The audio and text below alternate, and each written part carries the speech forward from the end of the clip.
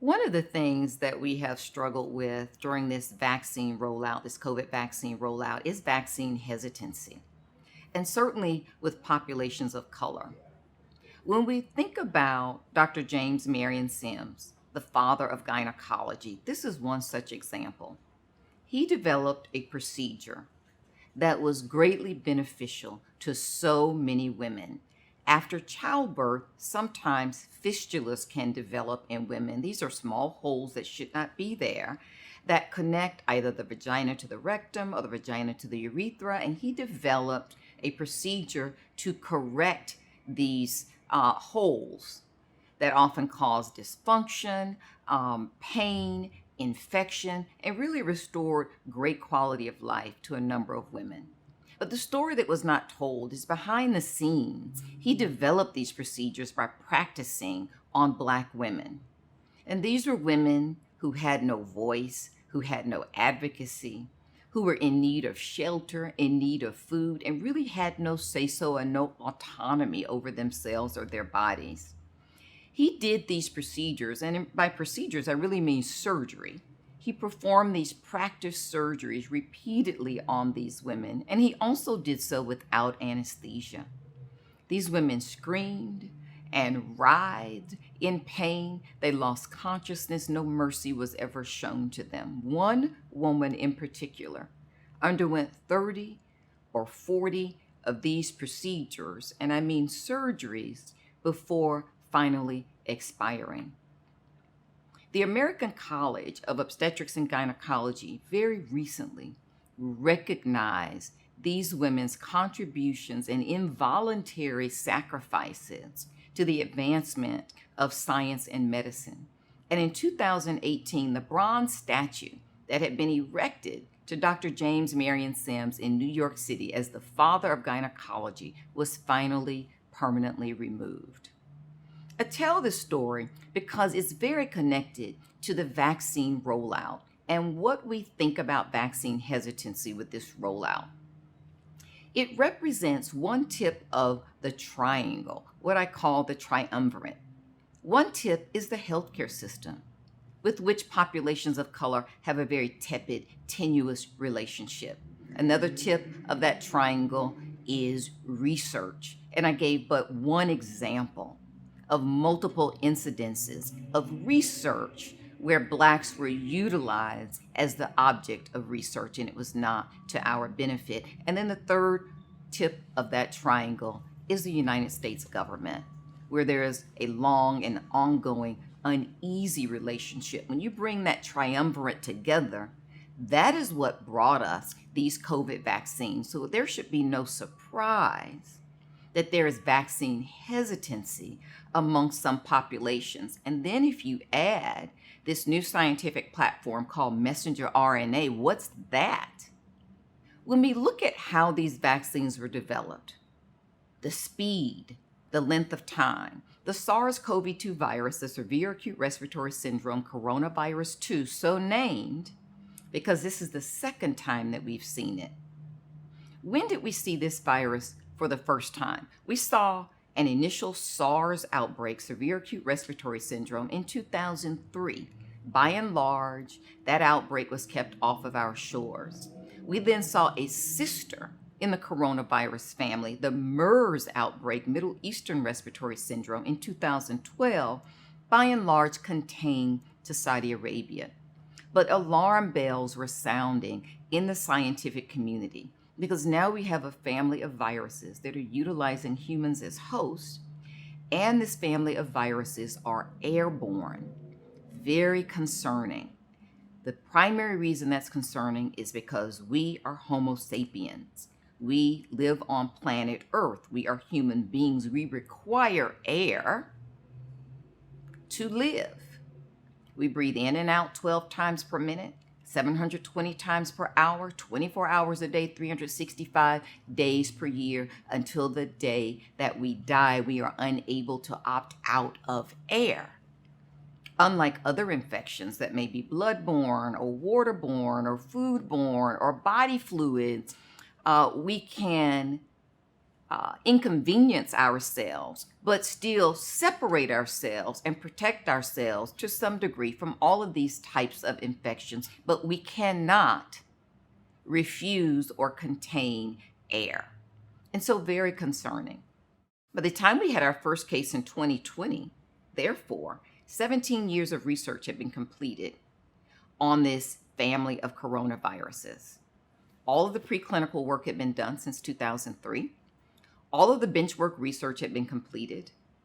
The spike protein had been identified as the key vector via which infection is transmitted into the human body. And all 30,000 base pairs of that genomic sequence had been identified and analyzed. All of this was done before the first case of COVID-19 was here in the United States, based on 17 years of research.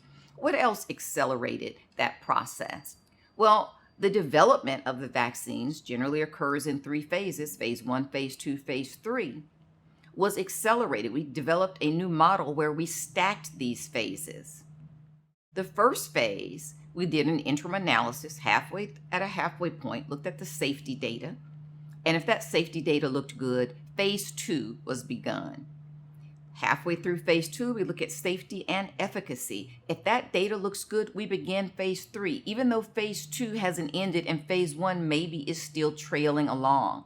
In stacking these phases, as opposed to running them in tandem and taking a period of time in between phases to analyze data, we were greatly able to accelerate this process without sacrificing safety and without sacrificing efficacy.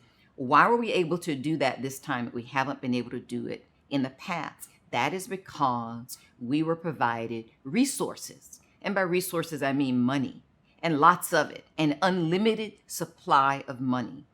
If you have vast resources, then the risk that the company takes in moving along a product quickly that may or may not have positive data at the end is removed.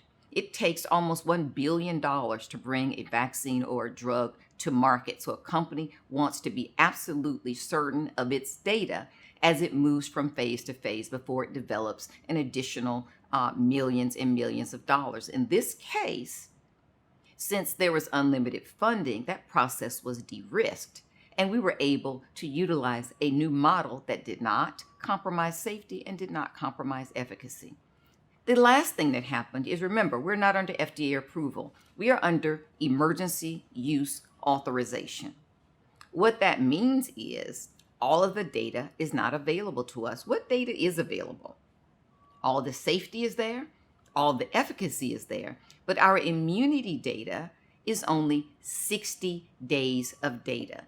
That is the minimum requirement for emergency use authorization, that our population is at risk, and that there are no other viable therapies or interventions available to us. 60 days is required. Under FDA approval, full FDA approval, we would need almost a year of that follow-up data. And you think about that. 30,000 people were enrolled in the Moderna trial. 40,000 people were enrolled in the Pfizer trial, and almost 42,000 were enrolled in the Johnson & Johnson trial. All of those people would have to be followed out to a year's time, which could take almost 2 years to develop all of that data. And the United States government did not see, because we were in a pandemic, that that was a viable option, because our health and quality of life were at risk. So what do we know about immunity data to date? At this point, we have 6 months of immunity data that is very strong. Next month, we'll have 7 months of data as we continue to follow all of these people who enrolled in the trials. The month after that, we'll have 8 months of data. The month after that, we'll have 9 months of data, and on and on. We literally are in this in real time. And that's one of the reasons why we cannot answer the question of whether or not we will need to take these vaccines annually or every 5 years or every 10 years, because we still are waiting for all of the immunity data to come in and be complete. What other data do we have in these trials? If we look at the FDA briefing documents that were submitted by Moderna, Pfizer, and Johnson & Johnson to the FDA, what's interesting to note is of these populations, almost 110,000 people, 30,000 in the Moderna trial, 40,000 in the Pfizer trial, about 42,000 in the Johnson & Johnson. Moderna enrolled 10.3% Black people in their trials. Pfizer enrolled 9.8%, and Johnson & Johnson enrolled 13%, and if you include Africans, a total of 19%. While we represent 13.4% of the population in these trials, these companies actually fell short of what our representation really is in the mosaic of America. They actually did a phenomenal job because by and large, and I gave just one reason at the beginning of this talk, but by and large, African Americans do not participate in research because of historical context, because of the misuse of African American bodies in the name of research. So for them to have enrolled almost an aggregate of 10% of all three of these trials of Black people in these trials, that was phenomenal. When we look at the Moderna and Pfizer trials, and I look specifically at the Black population, when I look at the number of symptomatic COVID infections 2 weeks following the second dose of both of these vaccines, what I see is that number is 0. So what that means is, even though Moderna has a 94.5% efficacy and Pfizer has a 95% efficacy, for the Black population, for the African Americans, that efficacy was 100%. What else do we know about the data? When we look at pregnancy and fertility, pregnant women were not allowed to be enrolled in any of these trials. However, in the Moderna trial, there were 23 unintended pregnancies, meaning not that the women did not intend for the pregnancies, the company did not plan nor intend for women to become pregnant in these trials. Pfizer had 13 unintended pregnancies. Johnson & Johnson had 8 unintended pregnancies. While this was not the way the trials were designed, it did provide a small group of 44 women that we could now track and analyze and identify their data all through their pregnancies. Several of those babies have been born. They have all been normal. There's been one spontaneous abortion or miscarriage. And in that particular woman, when we looked at that data, she was in the placebo group, not in the actual arm that received the vaccine. When you register to get the vaccine, after receiving it, you can download an app called the VSafe app. This app allows you to report any type of side effect or discomfort that you would like to report. In this VSafe app, as of April 12th, 2021, 87,000 pregnant women had registered with that VSafe app. All of them either were pregnant at the time of receiving the vaccination or became pregnant subsequent to the vaccination. 87,000 women. The first 30,000 of those women were analyzed on March 1st with the CDC Advisory Immunization Board. And it was determined that the incidence of intrauterine growth retardation, gestational diabetes, pregnancy-induced hypertension, preeclampsia, eclampsia, spontaneous abortion, or miscarriages all were slightly less in the 30,000 women who had received the COVID vaccine than in the general population. This prompted 2 top societies of reproduction and fertility to encourage women to move forward with this vaccine. The Society of Maternal Fetal Medicine and the Society of Reproductive Medicine are advising all pregnant women to move forward with this vaccine and all women desiring pregnancy as well. When we look at chronic medical conditions, these so-called comorbidities, while they were not specifically studied in these trials, they also were not excluded. large numbers of people with multiple medical conditions were included in these trials, including obesity at more than 50%.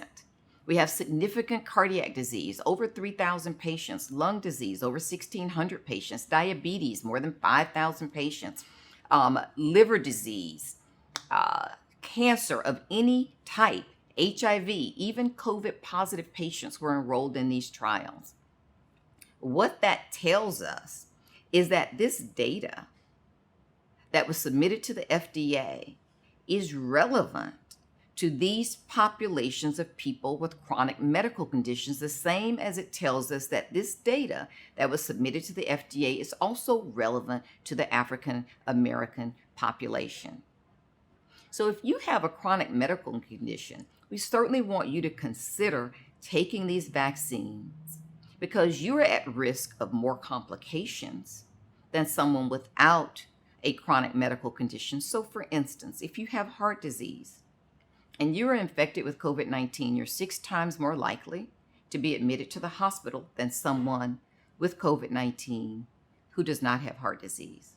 Once you're admitted to the hospital, you're 12 times as likely to die than someone hospitalized who does not have heart disease. We recognize that your risk is greater, and therefore we want to make certain that we encourage you to step up and take these vaccines to protect yourself, because if you were to be infected with COVID-19, your risk of complications and hospitalizations is greater. I'm often asked about herd immunity. And when we think about herd immunity, we have to think about the origins of herd immunity. And that's back at the turn of the 20th century, in the 1900s, with farmers, cattle farmers, herds.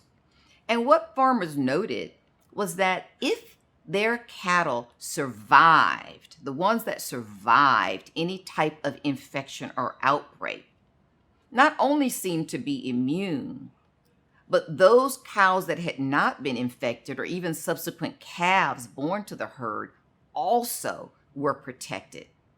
And what was noted is there needed to just be a certain percentage of that herd that had immunity before there was no opportunity for any type of virus or infectious agent to penetrate that herd. Medicine adopted that, and we still call it herd immunity.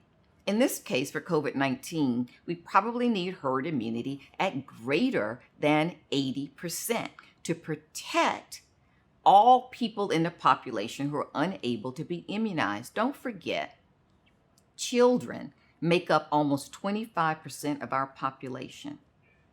As of today, they still have no options for vaccinations, for treatment, for medications, nor for interventions of any kind. So it is incumbent on all adults to step up and take this vaccine such that we can create herd immunity and create this zone of protection around our children who are vulnerable and unimmunized. The other thing that I'm often asked is about community immunity and why that is not desirable. Let's say I live in City A, and City A is not supportive of the vaccine. Maybe only about 35% of the people have taken the vaccine, and we are sort of living our life in that way.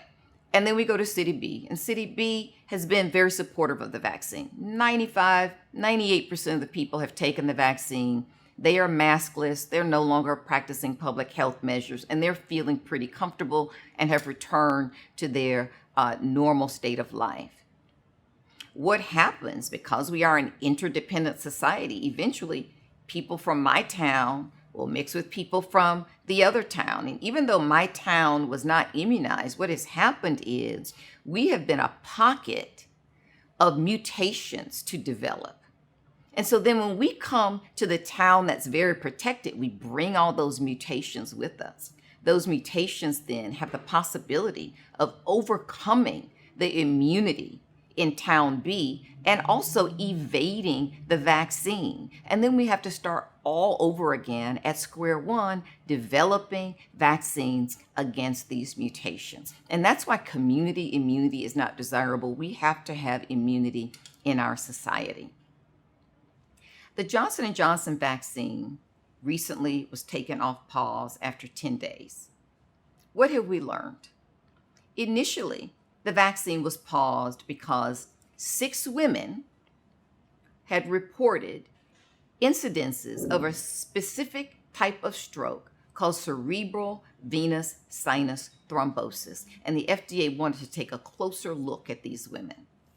All women were between the ages of 18 and 48 years of age. All incidences of these clots occurred between days 6 and 13. At the end of this 10-day investigation, Johnson & Johnson has once again released this vaccine to the public and has asked just that a warning be added to this vaccine. What did they find? They found that in addition to these 6 women, there were an additional 9 women, so a total of 15 women had some form of blood clot that was related to this vaccine. There were 13 between the ages of 18 and 48 years of age, and 2 over the age of 50. If you're in a car accident, your chances of dying are 1 in 77. If you take birth control pills, your chance of developing a blood clot from birth control pills is 1 in 1,000. This risk is 7 in a million, so very rare. The other reason that the FDA wanted to pause the vaccine is to give an opportunity to make certain that all hospitals, medical facilities, and physicians had all the information that they need to treat any patient that may arrive to their facility with the complication of this very treatable, exceedingly rare blood clot. So we welcome Johnson & Johnson back into our armamentarium. Thank you.